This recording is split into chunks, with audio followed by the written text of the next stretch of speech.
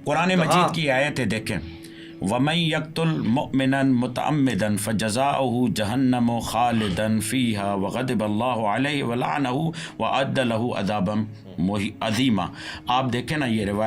آیت ہے قرآن مجید کی سورہ نساء کی، جو مومن کو عمدن جان بوجھ کر مارے 5 سزائیں، اس کے لیے 5 سزائیں۔ اس کے لیے سورہ احزاب میں دوسری جگہ پر اللہ نے ارشاد فرمایا کہ ان الذین یؤذون اللہ ورسولہ لعنہم اللہ فی الدنیا والآخرہ اعد لہم عذابا مہینا۔ جو اللہ اور اس کے رسول کو ایذا دے، اور حسین کو ایذا دینا، خود رسول کو ایذا دینا، اور رسول کو ایذا دینا، خود اللہ کو ایذا دینا۔ اور پھر یہاں پر یہ میں جملہ کہتا ہوں ان لوگوں کے لیے جو یہ کہتے ہیں کہ یزید کی حکومت میں ہوا، یزید کو پتہ نہیں تھا، تو اس کے بعد بیبیوں کا بازاروں میں لایا جانا، سروں کا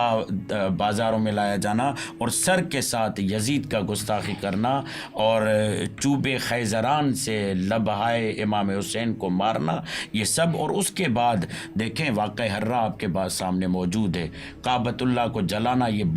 دو بہت بڑے واقعات کہ جس میں موجود ہے، اس کی طرح مسلمان توجہ نہیں کرتے۔ اور اس میں واقعہ حرہ میں یزید نے یہ جملہ کہا ہوا تھا اپنے کمانڈر کو کہ 3 دن کے لیے تمہارے لیے مدینہ پورا حلال ہے، اور وہاں کی جو خواتین تھی وہ بعد میں جو ہے بغیر باپ کے انہوں نے اولادیں پیدا کی۔ یہ یزید نے ظلم کیا ہوا ہے۔ اس ظلم کے ہوتے ہوئے بھی اگر کوئی یہ کہہ دیتا ہے کہ یزید کو معلوم نہیں تھا، تو ساتھ میں ہم یہ کہتے ہیں اگر حکومت میں کسی کی حکومت میں یہ معاملہ ہوتا ہے، یہ اس کو کریڈٹ نہیں جاتا، تو پھر ہم یہ بھی کہتے ہیں کہ جب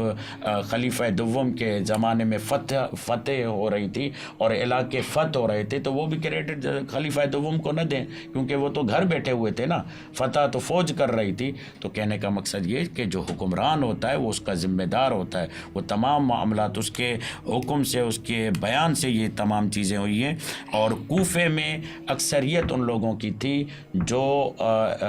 شیعان ابی سفیان کہلائے جاتے تھے، جو آل امیہ، کیوں؟ اس لیے کہ آل زیاد کی 10 سال یہاں پر حکومت رہی ہے، ٹھیک ہے، مغیرہ بن شعبہ کی 10 سال حکومت یہاں پر رہی ہے۔ وہاں پر علی امیر المؤمنین نے کوفہ میں خطبے دیتے ہوئے کہا ہے یا شیعت ابی سفیان، امام حسین کی